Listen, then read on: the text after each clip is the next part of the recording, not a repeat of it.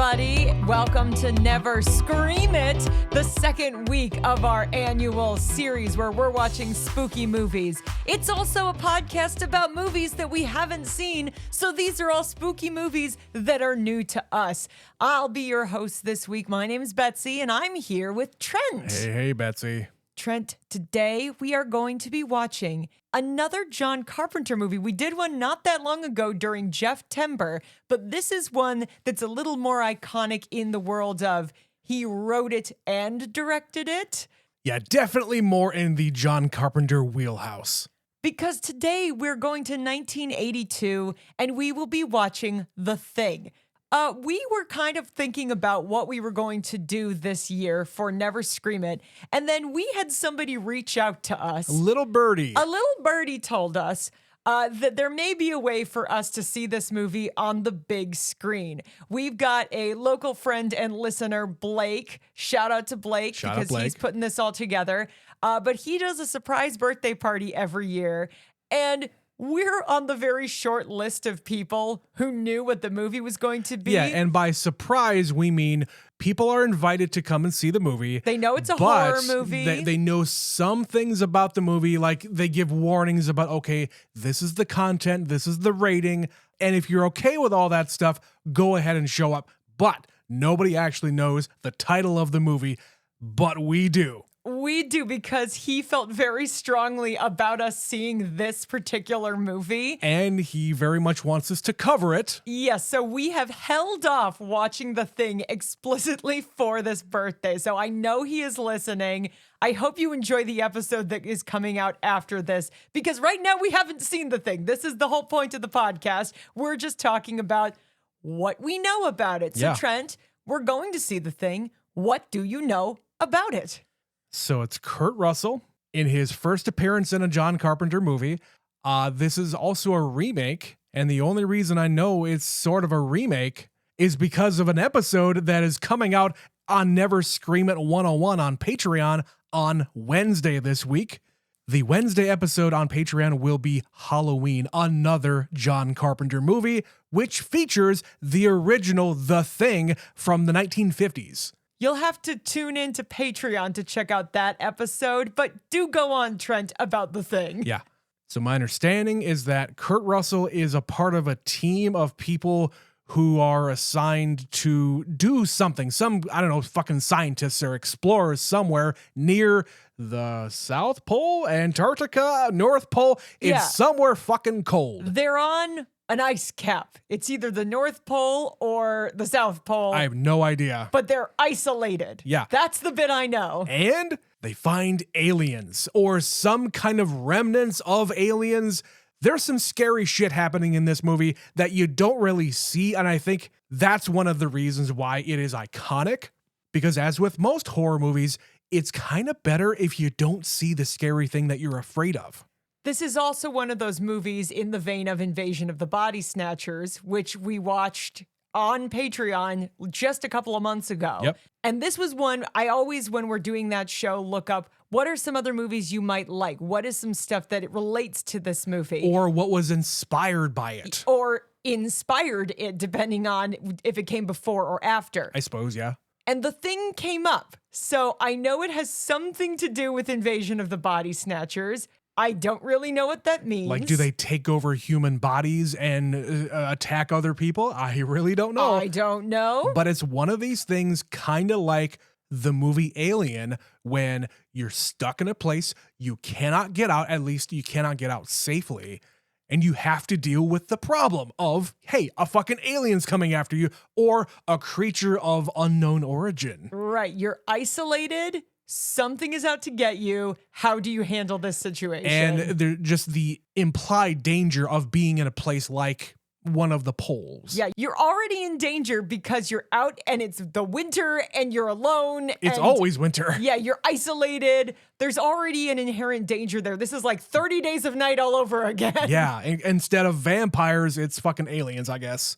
But yeah, like you, other than Kurt Russell, I kind of don't know anybody else who's in this movie. Nope. I'm going to go out on a limb and say John Carpenter has a kick-ass score because that's what he likes to do. I hope so. I fucking love his music. It's great. I was listening to a podcast today about Halloween just because, again, we've watched it. Sorry, guys, you're going to have to check out We also did somewhere it. else. We did it out of order. We yes. did it out of sequence, but it does exist. It's coming out on Wednesday.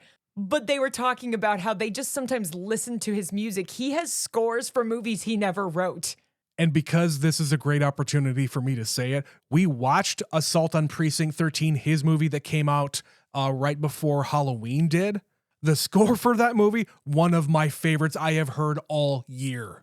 So those are kind of the things we're expecting to get out of The Thing. And I will be deeply disappointed if for some reason he didn't score this one. Because he didn't score Starman, he just directed that one. Right. That one was really unusual in his filmography. I had all these presumptions about what it would be, and it wasn't. It's not that I didn't enjoy the movie, but I have an idea of what John Carpenter is. I have this idea about John Carpenter that he would not make a movie unless he was going to do the score. I am wrong in that assessment. Yes, but this one fits much more in line with those other ones that we mentioned and some of the other ones we've seen. But with that, I think we're going to go. We're going to go watch The Thing, and we'll be right back.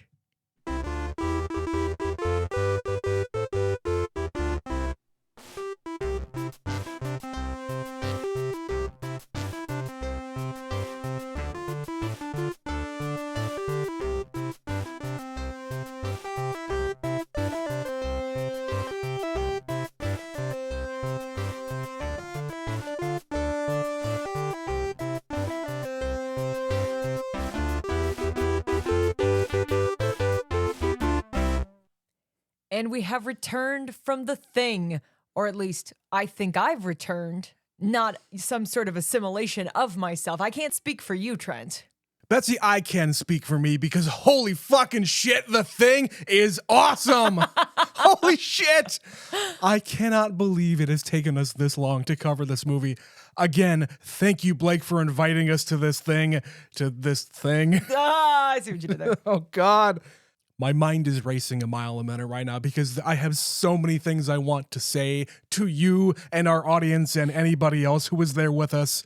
Holy shit. You know, it's funny, having never seen this movie, but it being one of those movies that people talk about. Yeah. I have seen so many little moments, pictures, like the special effects, but I didn't know it was from The Thing. The moment where he's like giving the guy CPR. The defibrillator. And he's defibrillating him, and then his hands get eaten. I've seen that. I haven't. I had no idea that was in The Thing.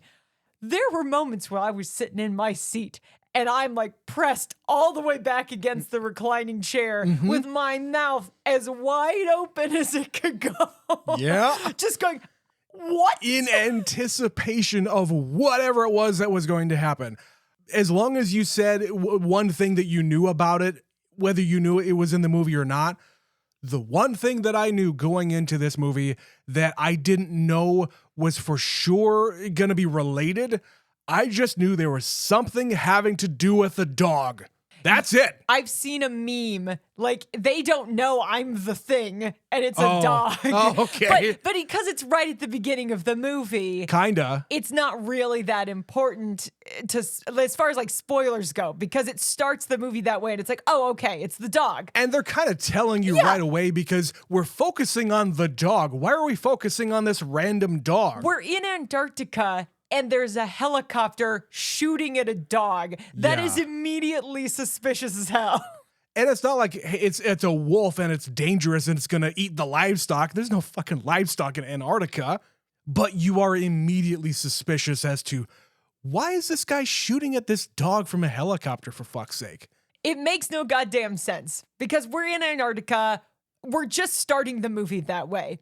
So, of course, you immediately have your sensors going, why is this happening? Why this dog? Obviously, we can't understand him, and no one else can understand him either because he's Norwegian. Yeah, the guy. The guy in the helicopter. Yeah. No, Betsy, the dog. The dog is Norwegian. Well, I can't understand the dog either. I don't speak dog. If it was a Norwegian dog, maybe it would have been better. I don't know. Well, it's even worse because it's an alien Norwegian dog. So there's really no I don't speaking. understand their dialect. There's no communication happening between these entities. Okay. But yeah, I agree with you. This is a banger. This is an all-time great movie. It lives up to its reputation. I completely understand it. It was weird how it was going from a 0 where all we're doing is just paranoia and you're just suspicious of everybody to a fucking 75 where people's bodies are bursting open and there's blood and there's guts and there's gore and there's puppets. And I'm just like, what just happened? Because we were literally just like chilling in the rec room and now that dog's face burst open. Jeez, yeah. That's this movie. It keeps you at such a simmer for most of it, but when it goes, it explodes. Literally. Betsy, I have one question for you. Why can't we make movies like this anymore? I am deadly serious when I ask this question because I got so much more into this movie because it was all practically done. These puppets are extremely impressive. Even the stuff later on in the movie where the head is dripping off of the table and the alien comes out of the floor. Of course, that's all fucking either rotoscoped or it is like stop motion animation. It's some kind of combination of a whole lot of effects from the 80s. But I don't care. It looks so fucking awesome. That man's head is now walking across the floor, and I'm very disturbed That man's head turned into a goddamn spider head. Uh-huh. It did. It did do that. I don't know, Trent. I think because they think these special effects cost so much money. But then you look at movies like The Electric State that came out last year, which is like the single most expensive movie ever made. And it's just CG schlockfest. And people hated it. And people hated it. And you have all of this money, you have this huge budget, and very talented, digital artists and everything like that. But no. Not disparaging them. It just lacks the tangibility. I can't be scared of a fucking CG monster. It's also the problem of they could do it better, but nobody gives them the time to do it. Yeah, that's really what it is. Good CG, good special effects take fucking time. They also take creativity. This movie was made on a pretty big budget. The Thing was made on a huge budget for John Carpenter movies, sure. $15 million. And the special effects were made by a 22-year-old. That is insane. And the stuff that he came up with is disturbing on multiple levels. Like I'm going to be thinking about these creatures for the rest of my life because they shocked me when they just started. It just kept going. There was one head, then there was another head, then there was an orifice here, and then there was a tendril here, and there's a tentacle here. What the fuck? Well, it is every creature all put together. And the first time you see it, it's like the dog goes in the kennel with the rest of the dogs. And you know how dogs are. Oh, yeah. They have a sense. They're going to start growling. They're going to start barking. You're just waiting for it to happen. What I wasn't expecting was for that dog to turn into this mass of just tongues and muscles and tentacles. Teeth. And teeth. Like snouts coming out of it. And there's screaming and barking and everybody is freaking out and I'm freaking out. It's even like shooting goo out of its, I don't know, hole. Yeah, you can't get away from me. Get away from there. I shoot you with my goo. Jesus. And it takes this level of like just chaos and cacophony for the humans to actually come and do anything about it. And then they still just stand there staring, which you and I probably would do too, because you're like, what the fuck am I looking at? There is genuine fear on these guys' faces. And you would expect guys like this, in a situation like this, in a place like this. Obviously, they're not trained for, a scenario like this to come up, but you can see the terror, the fear, the confusion, everything on their faces here. And I credit that 100% to John Carpenter for instilling in them what this creature was going to be, because I don't know whether or not these guys were seeing anything. I don't know if they saw the puppet or not, because it seems like when they were shooting the puppet, the actual actors were not there. For a lot of it, certainly. There's certain sequences in the movie where we're just focusing on the creature There's nobody in frame. There's no human beings in that shot. They're just shooting the creature while they're shooting the creature. Ha ha ha. And other times, it's very abundant. Oh, they're across the room and they're staring at what's going on. But usually they're on fire. When that's happening, they're almost always a human being in makeup and on fire. There's a lot of fire in this movie. There is a lot of fire. So all of those things put together, you're just getting this great special effects team. You're getting great direction, great tension, paranoia throughout the whole thing. The thing that's the scariest is other humans. Like, yes, you should be the most afraid of the alien, but you don't know who the alien is. So now you're just becoming afraid of the people around you. I kept questioning my own brain about halfway through when people started to point fingers at each other, trying to come up with some kind of science to figure out, okay, let's first figure out who it isn't, and then we can at least get some people on the side of who we can trust. It's all deductive reasoning, process of elimination. Who saw the dog? Who was left alone? We know it started with the dog. The way the script is written, it's not just that. You, the viewer, is also trying to figure it out, and they're giving clues to throw us off the scent. Like, they have the guy go out into the snow and he finds MacReady's burnt up uniform. Mm-hmm. Is it possible that the entire fucking time Kurt Russell is one of these? I think it is. Even though he does the test, the first time, maybe he's not. Maybe he fucks with the blood. Maybe by the end, yeah. You know how they say when you've got blood, you shouldn't touch other people's blood? There's like cross-contamination. There's things that can happen. Like that moment when they're testing the blood and that guy cuts one person's thumb with the scalpel. Then he wipes it off on his leg and cuts his own thumb. I'm like, well, listen, you idiot. If you weren't infected, you just put that guy's cells in your own body. Right. And it seems to be that this alien can form just from a few cells because the implication is that's what happened to Blair. Yes. He was not exposed to anything except that he was fucking around in the body with his hands. But he was left alone. He was left alone doing science with his little microscope and cellular levels of the blood. And the next time we see him, he's going fucking apeshit. Now, did that actually happen then? Or when he was in isolation, did someone come and get him? Well, they say you need to be with somebody alone for a certain amount of time. We don't know how long it takes. But that's what I'm saying. There's a lot of comings and goings, and Blair has been left alone in that fucking shack for days. Which is why he was able to build that fucking spaceship in the basement. Yeah, so there's all of these little things like, okay, Blair was left alone a lot. But MacReady was left alone. Like, there's hints that maybe something happened to MacReady. I think what's happening here is that the director is really trying to put questions in your brain as to who it could be. Now, I would say the majority of the movie, you're thinking that the guy who was, I don't know, friends with the dogs, very early on, you're thinking, oh, it's him. He's one of them, clearly. But then we find out once they do the blood test, it's not. But they're intentionally planting seeds of paranoia for you as well as within them. Yes. Like Blair is saying, keep an eye on him. So now we're keeping an eye on him. But then MacReady's stuff is outside. So now we're like, well, wait, I thought he's supposed to be the hero. Right. Maybe I'm supposed to think he's a bad guy. But then, you see that other guy, the other doctor or whoever he is, one of the dudes gets sick. And it's like, oh, no, he's getting sick. It's him. Right. And then his stomach eats some guy's hands. Yeah. And that one's pretty obvious. But when they're actually doing the blood test, that scene is so fucking tense because who could it be? There's all these things that don't get answered. Who messed around with the blood, Trent?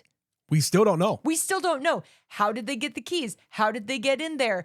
Did they take things and put them back? Are they intelligent enough to be aware that they're an alien? Are they aware they're doing these things? Now, just to be clear, if there are answers to these questions, and I'm sure there probably are. Or people have come up with some. Yeah. Just to be clear, we've only seen the movie once tonight, so we haven't had a chance to, number one, watch it again, and number two, really ruminate on everything and talk to other people about it. No, we left the theater, we came home, and we started this podcast. So I would love, okay, I'm just going to go on a different tangent here. I would love to watch this movie right away again. I'm just going to say one of my nominees for our ending award show. movie that I want to see again right away. This is 100% one of them. Holy shit. I'm convinced that there are so many clues here that we are not picking up on, or some like sequences of events that happen here that prove to you who is and who isn't an alien. Like how you can kind of by process of elimination piece it together for yourself. Or it kind of tells you, oh, like you said about the Wilford Brimley character, well, he was kind of digging inside of all that goo and clearly some of it got on him. I didn't think about that. You did. So there's clearly some logic to how everything is presented here, but because I'm trying to take in everything, I'm not trying to think about the course of events. I'm trying to watch the movie and try to analyze how I feel about it. And how I feel about it is very apparent. This is amazing.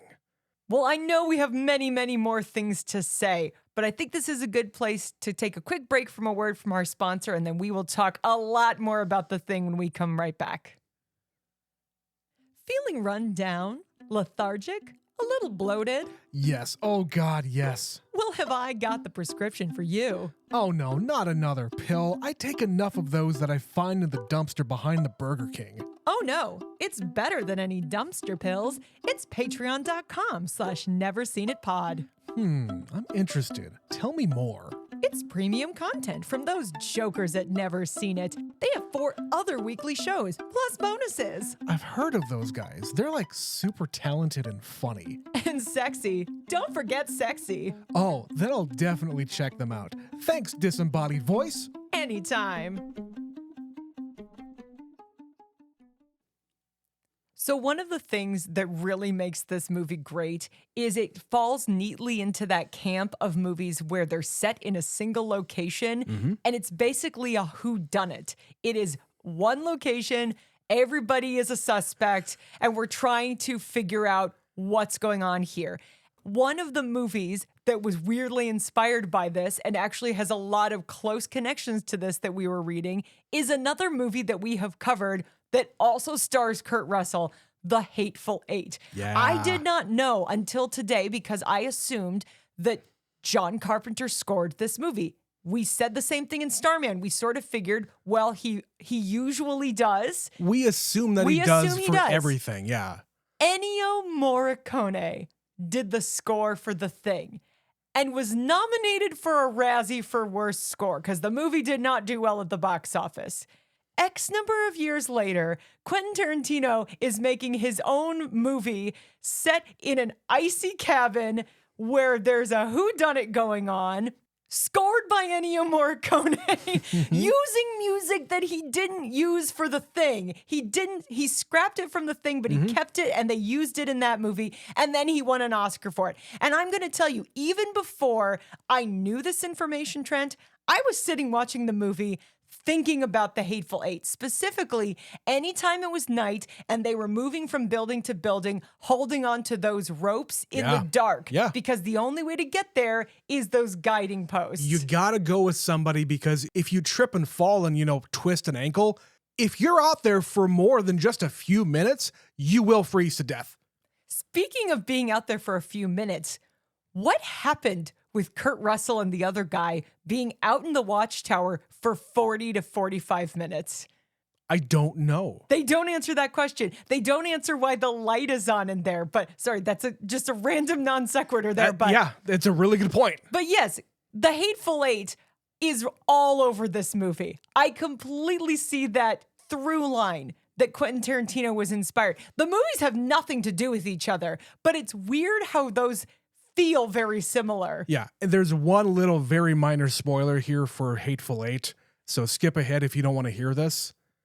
2, 3, 4. There's secret people in the Hateful Eight building that you don't know about until near the end of the movie. So it's kind of like this. You don't know that there is a secret there that is coming after you or, is just waiting in wait. And we're back. Yeah. But that was a fun little nugget to discover, and especially because I was thinking about that movie while we were watching this, for if no other reason, Kurt Russell. Now, Trent, you and I have watched so many Kurt Russell movies for this podcast, most of them things he has done with John Carpenter. Yes. Because we did The Hateful Eight, We did Big Trouble in Little China. We did Escape from New York. And then the number really just increases because we did all of the Fast and Furious movies and he did like 5 of them. And we also did Tango and Cash. I forgot about Tango and Cash. How could you forget about Tango and Cash? But yes, this was kind of a big break for Kurt Russell. What did you think of him in The Thing?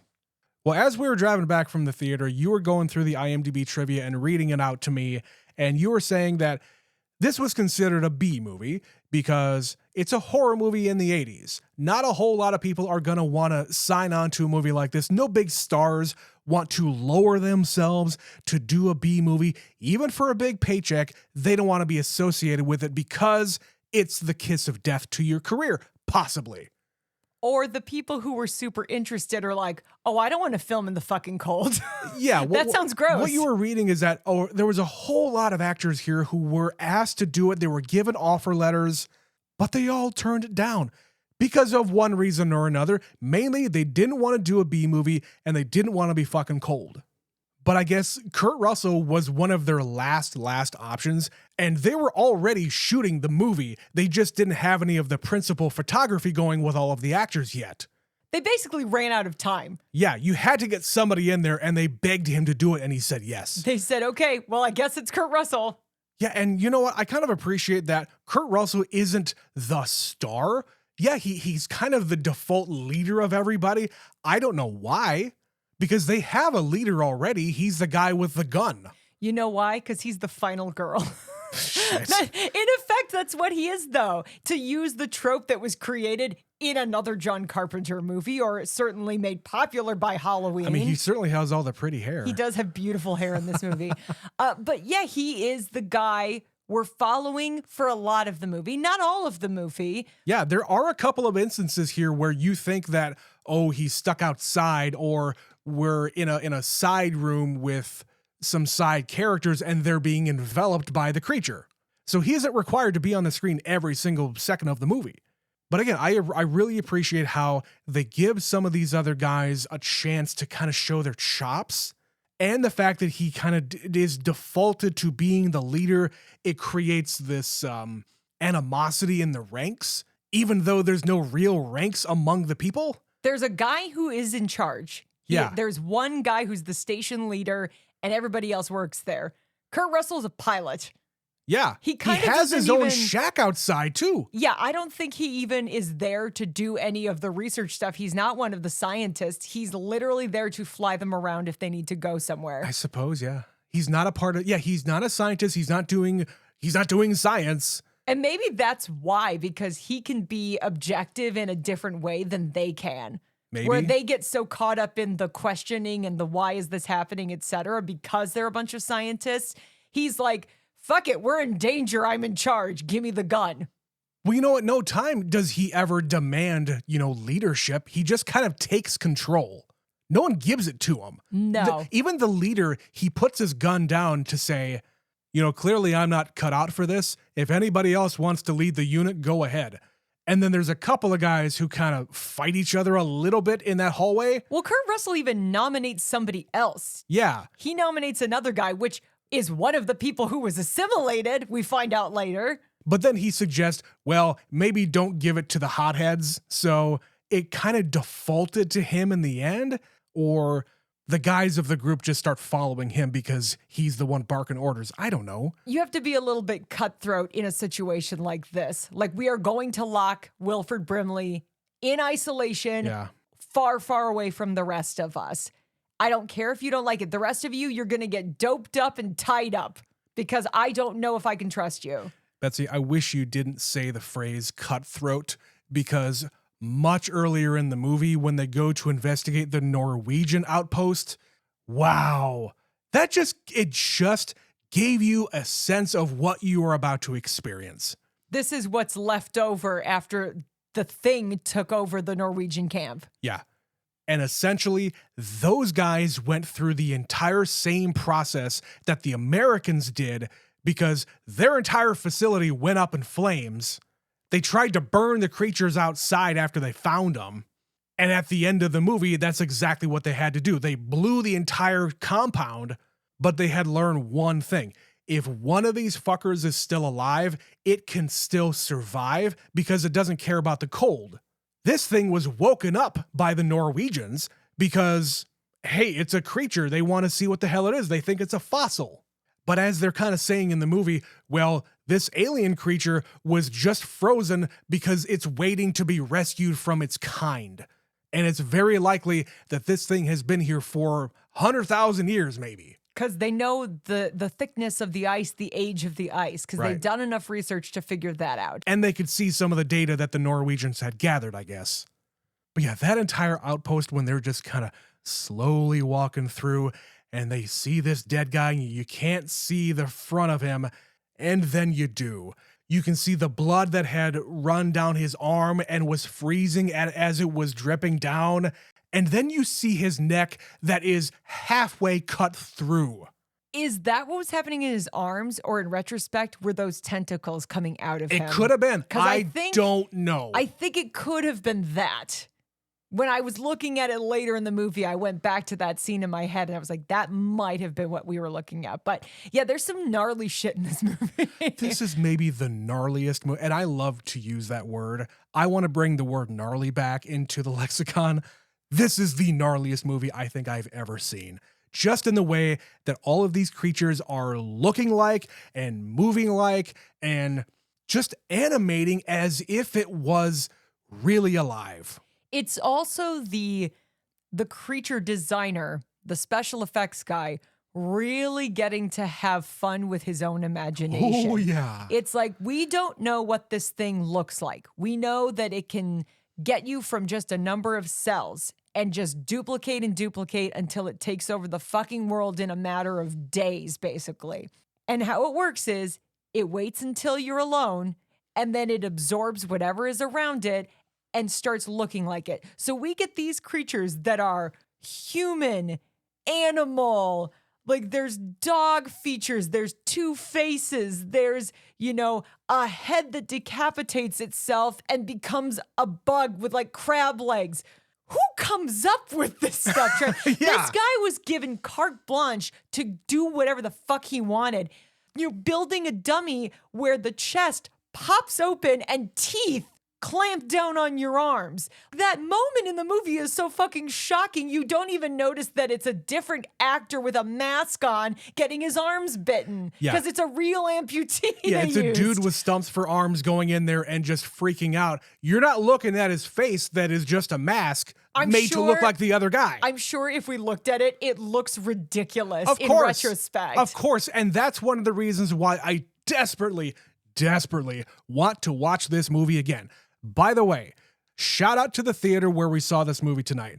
They acquired a 35 millimeter scanned HD print of this movie in its original form. There's been no restoration done to it. You can see all of the pops and the dirt and the everything on the film. They even put a disclaimer at the beginning of it to say, hey guys, it's not our equipment that is fucking up. This is just how the film was. You're going to see all this stuff. Even some of the frames are going to skip ahead because the frame fucking broke. This is an approximation as close as you're going to get to watching this in the theater when it originally ran. Yeah, the only difference was the sound. It was a 5.1 surround sound track. So very much appreciated that. But of course, that being said, I want to see a restored version of this so I can see even more details. You appreciate the presentation. Yes. But you like it to be cleaned up so you really get a good look at it. I like it both ways. I don't care. But because I've seen the movie, I get the story, I know what's going to happen, I'm not going to be as scared anymore, but maybe I will because I can see it in all of its glory. Okay, I'm going to tell you the scariest moment of this movie for me. Okay. When you said, that's Wilford Brimley, and I'm like, the fuck it is. The fuck that is, yeah. Sir? I was elbowing you in the theater saying, look. And I didn't say his name. Sir, what are you doing in this movie without a mustache? Why do you even exist without a mustache? Why are you credited as a Wilford Brimley?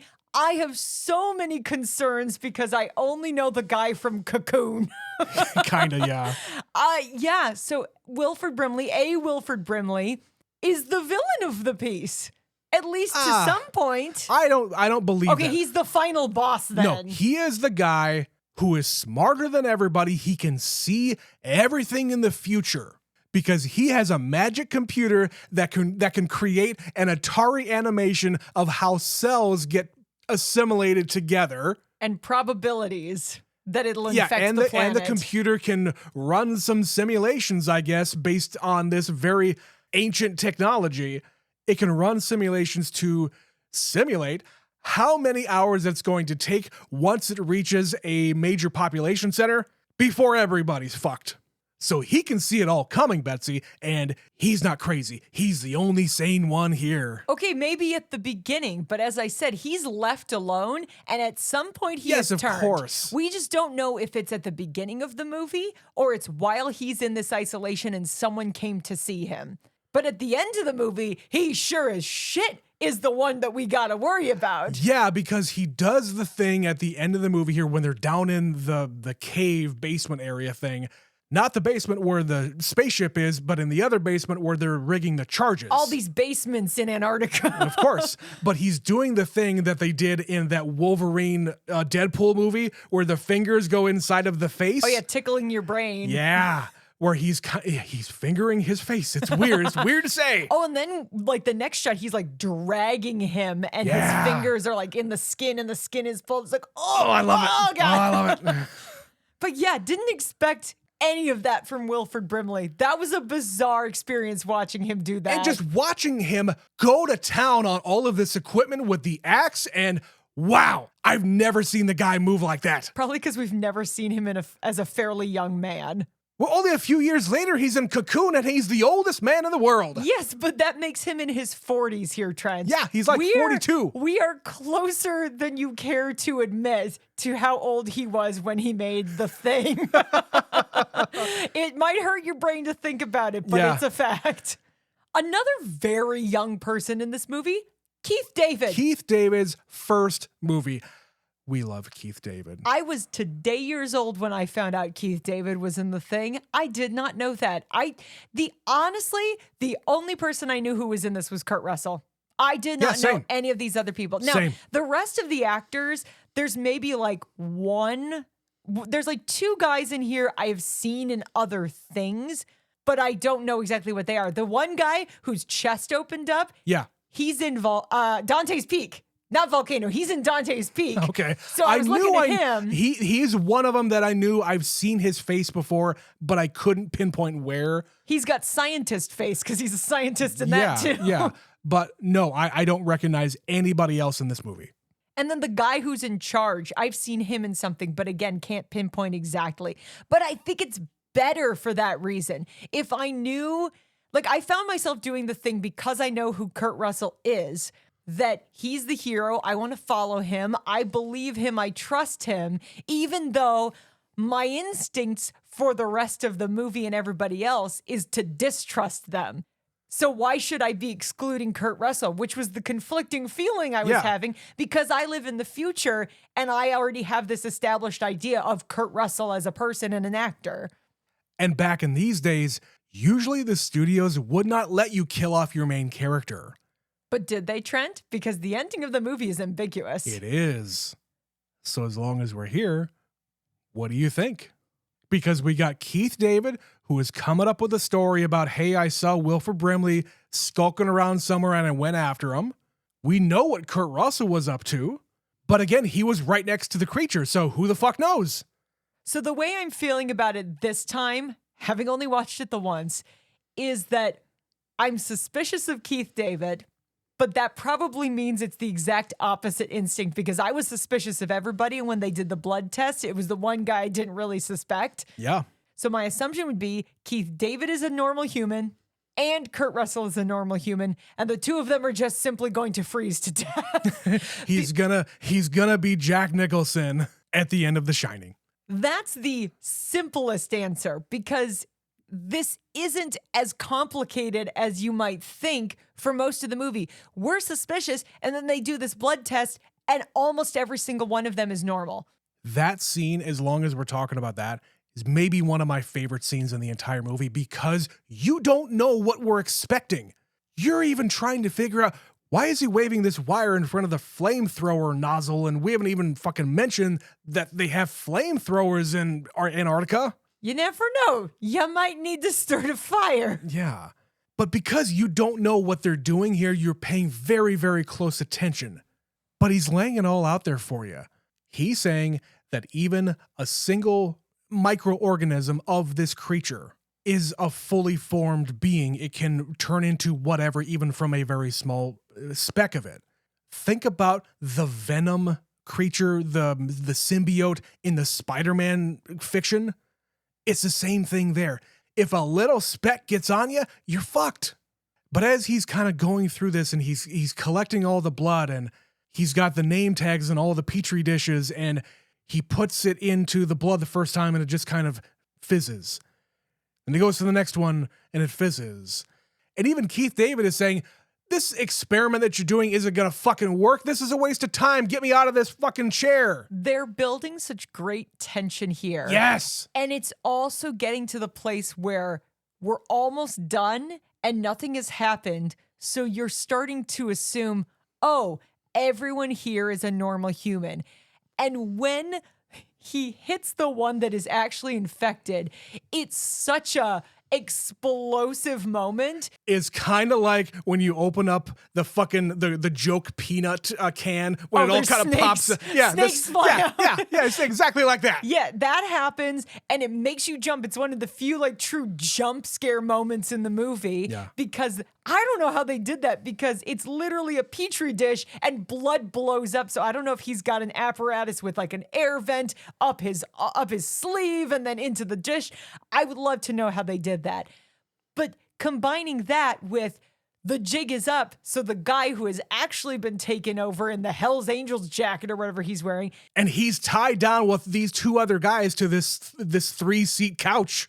And he starts going out of control and morphing and he's attacking people. It goes to an 11 so quickly that just when you're just about dulled into a sense of everything is going to calm down now because we've eliminated the problem just gets way bigger. Then he opens up his face and he eats another guy who is proven to be human. Not anymore. He's not. He's dead. He's dead. Oh my God. So we have covered a lot of ground, Trent, but I have to imagine there are some other specific things you want to talk about. I have two. So I'm going to talk about my very short one and then my very specific one. So the short one is when Kurt Russell shows up at the beginning of this movie, wearing his sunglasses and he's got his long beard and his long hair and he's drinking whiskey. Has anyone ever looked cooler than that bastard? Kurt Russell is maybe the coolest motherfucker to ever live. But then he puts on that dumbass hat and I'm like, has anyone ever looked dumber than Kurt Russell in a movie? I mean, if Kurt Russell does it, Betsy, that automatically means that it's cool. It's the duality of man. The duality of man. All right, my very specific thing, because as we've been watching more and more horror movies, I'm discovering something.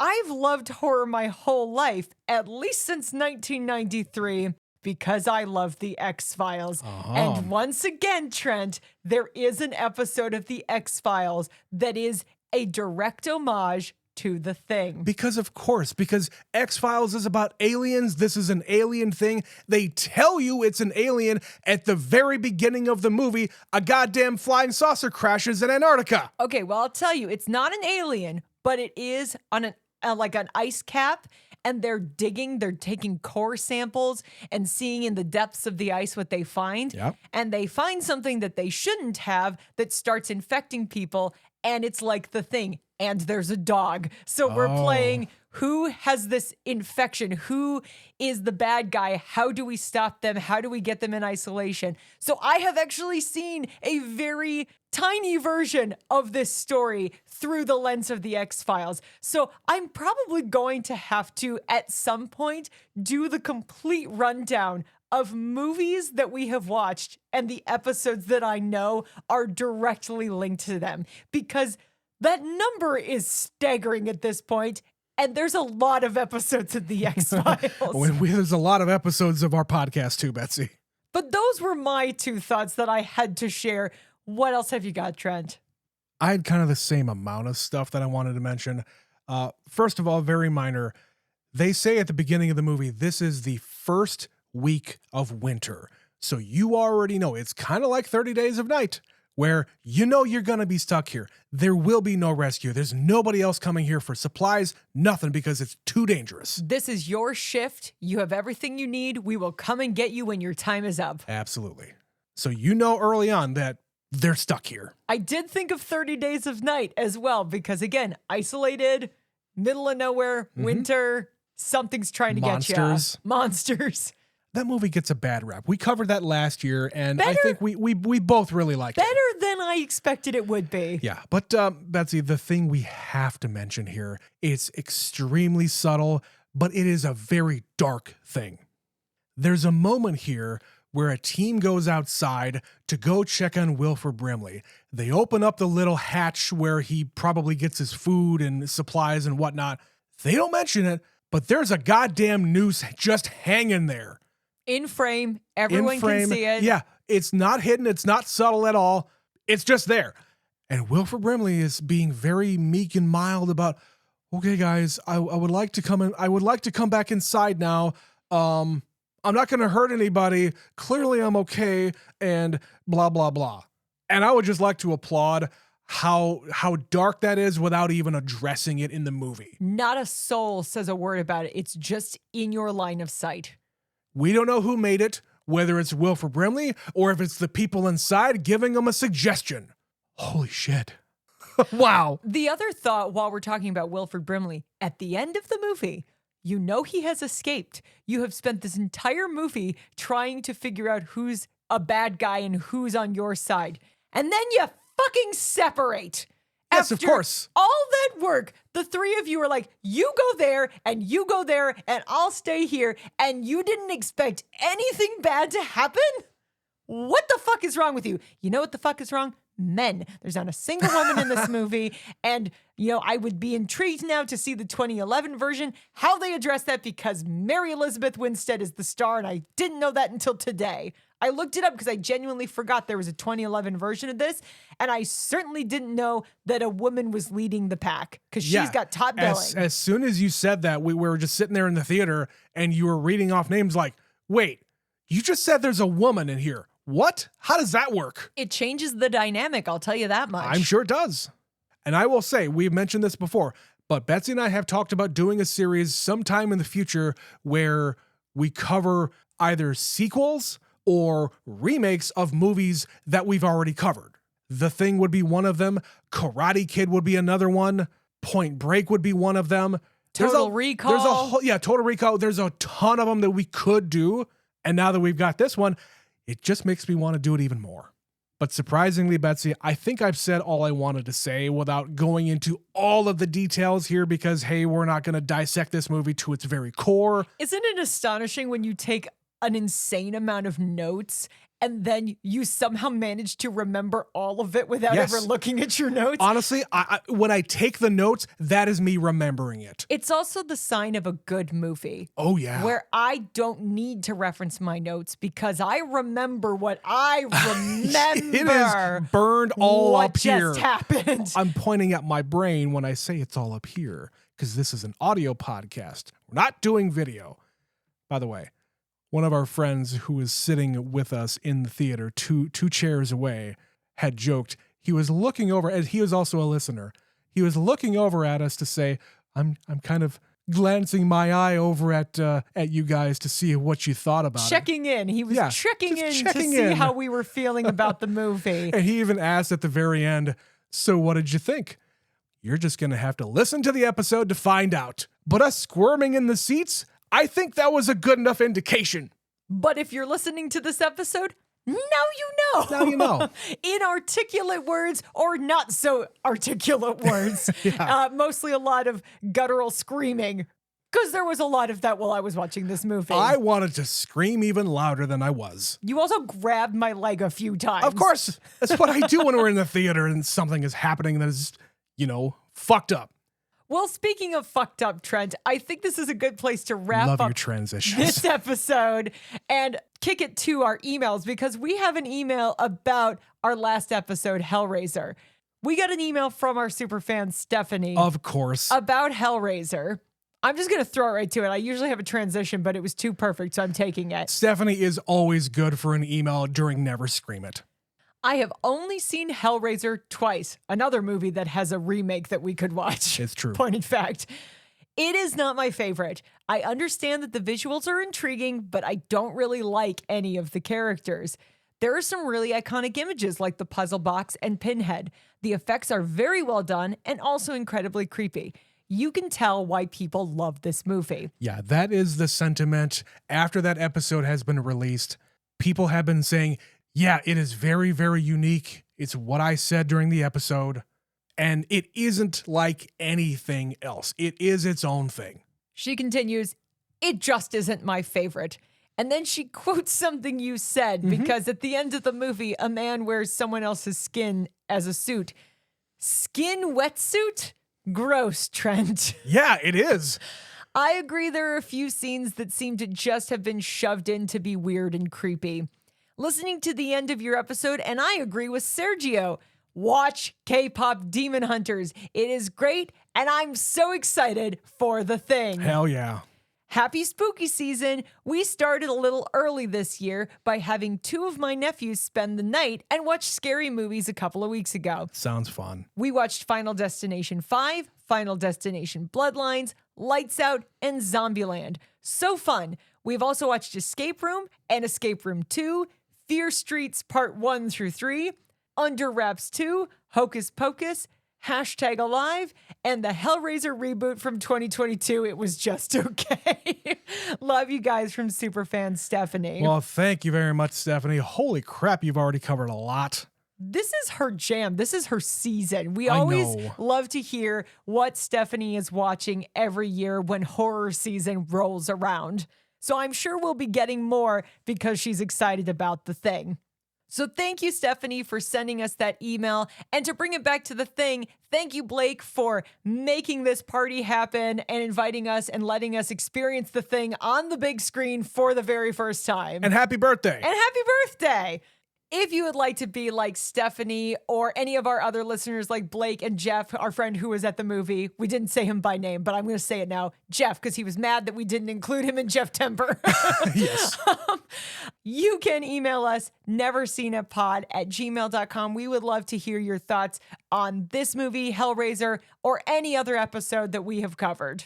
And if you would like to invite us to your secret birthday party at a movie theater, we're all ears. Send us an email. We'll check the calendar and see if we're available because we love seeing movies on the big screen.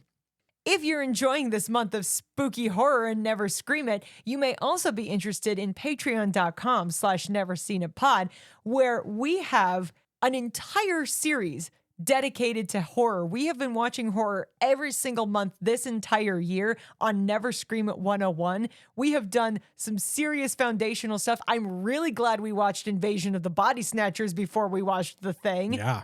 We watched Texas Chainsaw Massacre. We've done Rosemary's Baby. We did Videodrome. And if you're interested in the John Carpenter of this episode, on Wednesday this week, we are putting out Halloween. We mentioned it earlier in this episode. Trent and I had never watched Halloween. So even though this episode comes out first, we did that episode last weekend. So we actually did them sequentially, but that episode is actually dropping on Wednesday. So spoiler alert, we enjoyed that one too.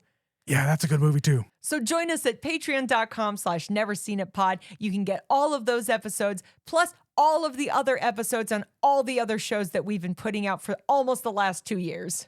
And one more thing, we haven't teased this yet, but because there are 5 Wednesdays in the month of October, there's going to be a bonus episode at the end of the month exclusively for patrons, and it's going to be another scary one. We're throwing Hint, one more hint. in. We Yes. cannot be stopped this October.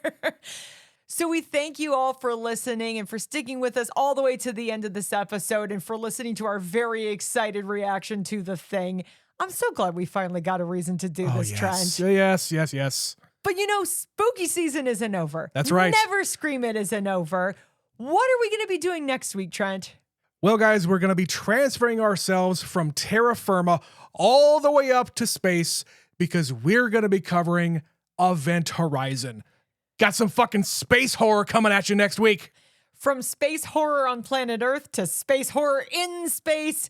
We look forward to that episode next week because guess what? It's another one that's new to both of us. That's right. But you'll have to come back then to hear about Event Horizon. Until then, we thank you for listening. My name is Betsy. My name's Trent. We'll see you then. See ya.